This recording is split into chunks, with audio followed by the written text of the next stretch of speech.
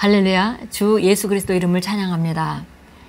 우리 삶이 점점 더 빛나며 점점 더 아름다워지고 있고, 그리고 그런 나타남이 바로 모든 그 하나님께 영광을 돌립니다.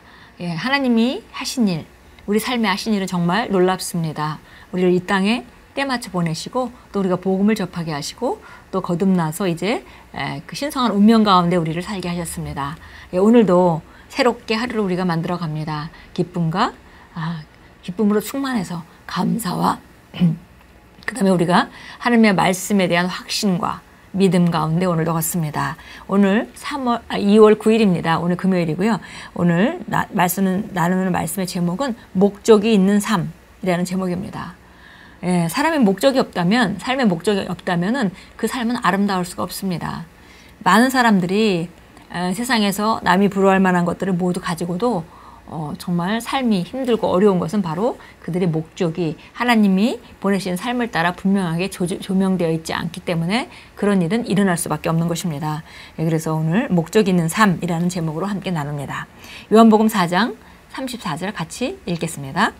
예수께서 이르시되 나의 양식은 나를 보내신 이의 뜻을 행하며 그의 일을 온전히 이루는 이것이니라.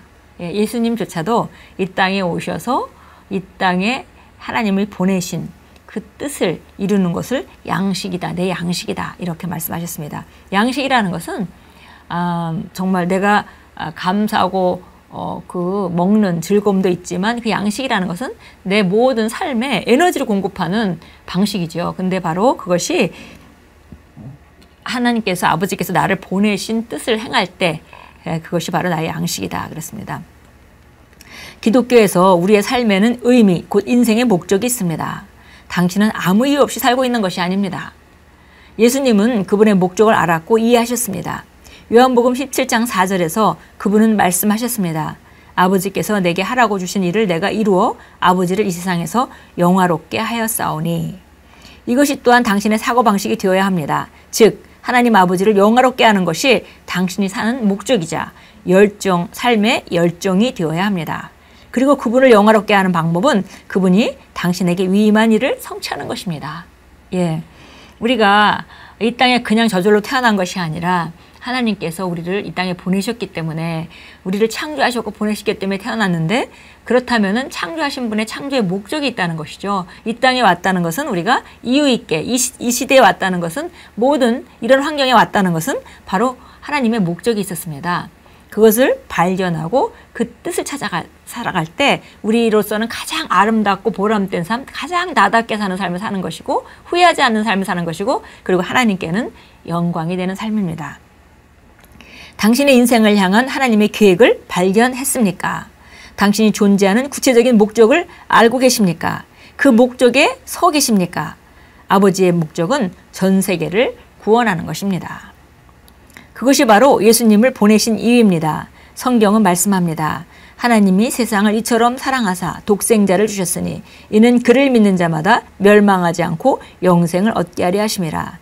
그분은 아무도 멸망하지 않고 다 회개에 이르기를 원하신다고 성경은 말씀합니다. 그리고 그것은 우리의 일이기도 합니다. 우리는 영혼 구원을 위한 그분의 동역자입니다. 예. 그래서 우리가 좋아하는 것도 다 다르고, 그리고 능력도, 자연적인 능력이 그 출생에서는 좀 차이가 있고, 또 환경이나 내가 만나는 모든 구역이 정해져 있죠. 사람마다 다 다릅니다. 그런 것들은 바로 다른 것이 아니라 내가 그것을 통해서 영혼을 구원하는 자가 되도록. 왜냐하면 하나님께서 중요한 것은, 예수님을 보내신 목적 자체가 이 땅에 태어난 모든 인간이 그 상태로 살다가 죽어서는 살면서도 고통이고, 그 다음에 죽으면 영혼이 돌이킬 수 없는 잘못된 장소로 갈 수밖에 없기 때문에, 그 일을 하신 것이기 때문에 이제 예수님이 이뤄놓으신 그 일이 실제가 일어날 수 있도록 우리를 각자의 처소에, 각자의 어떤 사람은 부자들 사이에서, 어떤 사람은 또 가난한 사람들 사이에서, 어떤 사람들은 기업인들 사이에서, 어떤 사람들은 의료인들 사이에서, 이렇게 각자의 세계에서 그 일을 하라고, 내가 하고 싶은 하나님이 보내신 그 자기의 천직이라 여겨지는 그 일을 하면서 영원권을 하라고 부르신 동역자라는 것을 우리가 인식해야 합니다. 하나님은 당신 주변에 있는 사람들이 삶이 더 아름답게 되기를 바라기 때문에 당신을 통해 그들을 의의 길로 인도할 방법을 찾으십니다. 그것이 그분의 영광을 위해 사는 것이며 목적이 있는 삶입니다. 당신은 자신이 속한 세상에 긍정적인 영향을 끼쳐서 주변 사람들이 당신 안에서 역사하시는 하나님의 능력을 통해 구원받도록 도와주어야 합니다. 어떤 사람이 예술가라면 예술가들 사이에서, 만나는 자들 사이에서, 어떤 사람이 연예인이라면 연예인들 사이에서 그 일을 해야 하는 것입니다. 그것이 바로 내 인생을 가장 아름답게 하는 것이고, 그것이 하나님의 그 목적에 따라 사는 삶이고, 그것이 바로 하나님을 영화롭게 하는 삶입니다. 바로 주변에 있는 사람에게 내가 그리스도로 말미암아 살면서 긍정적인 영향을 미치고 그들이 하나님의 능력을 통해 구원받도록 돕는 일, 그리고 구원받은 사람이 가장 그 온전케 되어서 하나님의 그 보내심의 뜻을 이루는 사람으로 또 살게 하는 일, 이것이 바로 우리 일이죠. 그래서 복음 전파와 제자 양육이 되겠습니다. 당신이 살아오면서 어떤 분야의 열매를 맺었고 효과적이었는지는 중요하지 않습니다. 당신은 영혼권에 있어서도 탁월해지기를 추구해야 합니다. 만약에 어떤 사람이 그 자기 분야에서 정말 훌륭한 의사가 됐다, 훌륭한 학자가 됐다, 훌륭한 선생님이 됐다, 훌륭한 직업인이 됐다, 훌륭한 뭐 어머니가 됐다, 뭐 신사임당 같은 그런 어머니, 이렇게 된다 하더라도 거기가 끝이 아니라는 것입니다. 거기가 끝인지 안다면은 정말 중요한 걸 놓친 것이죠. 그 다음 한 단계가 더 있습니다. 그 일을 통해서 성공한 그 자리에서 영혼권에 있어서도 그 분야에 탁월해지기를 추구해야 하는 것. 그것이, 왜냐면 결국은 우리가 그 분야에 있는 목적 자체가 영혼권과 영혼을 세워서 제자 삼는 일이기 때문에 우리가 얼마나 큰 열매를 맺었고 효과적이었는지 그건 참 축하할 만한 좋은 일이지만 그게 끝은 아니라는 것입니다. 한 단계 더 가야 되는 거죠. 영혼권에 있어서도 탁월해지기를 추구해야 합니다. 왜냐하면 당신은 당신의 세상과 그 너머에 살고 있는 소망 없이 상처받고 짓밟힌 잃어버린 영혼들에게 복음을 전하는데 하나님과 함께 일하는 사람이기 때문입니다. 바로 우리 주변에, 내가 있는 그 위치에 주변에 보면 상처받고 짓밟힌 영혼들이 많이 있다는 것입니다. 믿지 않는 자들의 삶은 뻔한 것이죠. 그래서 어떤 사람이 뭔가를 환경적으로 다 이룬 것 같아도 결국 그 안에 공허함이 지나쳐서 이제는 더 가져볼 소망도 없고 오히려 힘들어하고, 그 다음에 또 어떤 분야는 성공했다 하더라도 다른 또 한쪽 분야는 그렇지 못하고, 이런 모든 상처받고 짓밟힌 영혼들이 세상에는 가득합니다. 하나님께서 그들을 보시면서 그들을 돕기를 원하시고 우리를 그 자리로 보내셔서 그들을 돕고, 그들도 우리와 같이 하나님의 자녀로서 아름다운 삶, 한 번뿐인 삶을 가장 하나님 보내신 목적을 따라 자기답게 사는 삶으로 이끌어 오시기를 원하십니다. 그곳에 우리가 바로 동역자입니다. 성공하는 삶이란 하나님을 기쁘시게 하는 삶이며 하나님께서 당신을 불러 하라고 하신 일들을 완수하는 삶임을 기억하십시오.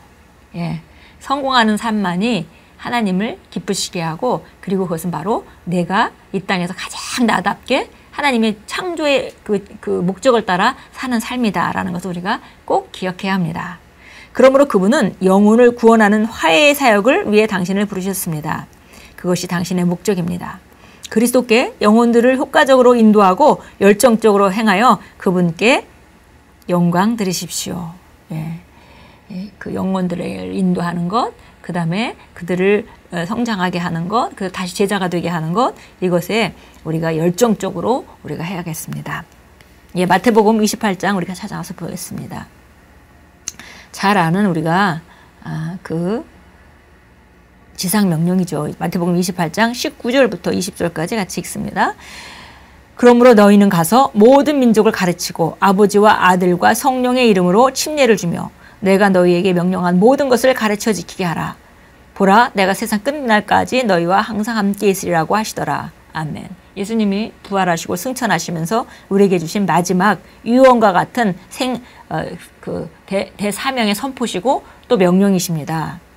가서 너희는 가라. 모든 민족을 가리키고, 모든 민족, 여기서 민족이라는 것은 나라마다 다른 민족을 말하는 것이 아니라 여기 에스노스라는 단어로 되어 있기 때문에 이거는 같은 동질의 그룹을 말합니다. 그러니까 모든 민족이라는 것은 여기서 간호원이라면 의료계의 간호원으로 일하고 있다면 병원의 의료에 봉사하는 사람들의 그것이 바로 그의 에스노스죠. 그리고 어떤 사람은 선생이라면 학교가 바로 그의 에스노스입니다.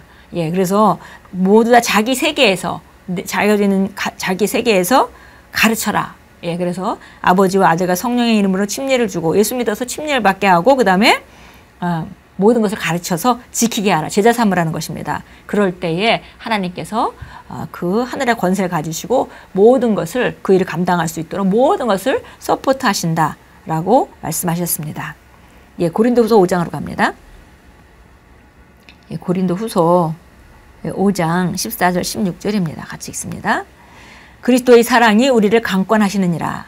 이는 한 사람이 모든 사람을 위하여 죽으면 모든 사람이 죽은 것이라고 우리가 판단하기 때문이라. 그가 모든 사람을 위하여 죽으신 것은 산 자들이 이제부터는 더 이상 자신을 위하여 살지 않고 자신들을 위하여 죽었다가 다시 살아나신 그분을 위하여 살게 하려는 것이라. 예, 그리스도의 사랑이 우리를 강권하십니다. 한 사람이 나를 위해 죽었다면은 죽었기 때문에 우리가 그 죽음에 동참해서 우리 옛날에 나는 죽었고 이제 새로운 내가 삽니다. 그런데 이제 옛날에 죽은 나는 내 목적을 위해서 내가 서바이브하기 위해서 그렇게 내가 사는 나였다면은 이제 거듭난 나, 새롭게 일어난 나는 더 이상 나 자신을 위해 살지 않고 자신들을 위하여 나 자신을 위하여 살지 않고 나를 위해서 죽으셨다가 살아나신 그분으로 말미암아 사는 것이고 그분의 목적을 따라 그분의 능력으로 사는 것입니다. 예, 그래서 정말 이거 같이 정말 그 완전한 그런 축복이 없습니다. 예, 우리가 모든 축복을 받은 모든 능력을 공급받으면서 내가 이 땅에 가장 나답게 사는 것을 공급받고 그런 것을 통해서 다른 사람들에게 그 하나님이 하시고자 하는 그 일들을 영혼과 제자 삼는 일을 하고 산다는 것은 정말 가장 완벽한 선택입니다. 기도합니다. 사랑하는 아버지, 성령의 능력으로 제가 접촉하는 범위 안에 있는 사람들에게 영향을 줄 수 있는 기회와 능력을 제게 주셔서 감사합니다. 제 삶 속에 부어주시는 아버지의 축복과 특별한 공급에 감사합니다. 저는 인생을 아버지의 왕국의 확장을 위해 헌신하며 아버지께만 영광 돌리기 위해 삽니다. 예수 이름으로 기도합니다. 아멘. 예, 이것은 정말 목적 있는 삶을 아는 또 목적 있는 삶을 살기로 선택한 사람의 기도입니다. 예, 바로 이 모든 축복과 내가 하고 싶은 내가 가장 잘할 수 있는 일을 하면서 하나님의 그 목적을 따라 우리가 영혼을 구원하고 왕국을 확장하고 그뿐 아니라 제자를 세우며 살아가는 그 삶, 그런 삶을 우리가 살기로 결단하고 그렇게 우리가 방향을 잘 맞추면 모든 일이 쉬워집니다. 오늘도 귀한 선택을 하시고 그리고 다시 출발하는 여러분께 하나님이 은총과 은혜가 증가된 것을 믿습니다. 예, 목적 있는 삶, 우리 인간으로서 가장 아름다운 삶입니다. 가장 강력한 삶이고 가장 후회 없는 삶이고 그리고 가장 주님을 영화롭게 하는 삶. 이 삶을 안다면 이걸 선택하지 않을 사람은 없을 것 같습니다. 예, 오늘도 주 안에서 귀한 선택을 하신 여러분을 축하하고 그리고 실제적으로 다른 사람들에게 이 좋은 삶을 선포하는 귀한 하루로 만들어 가십시오. 살아계신 주님이 여러분과 함께 하십니다.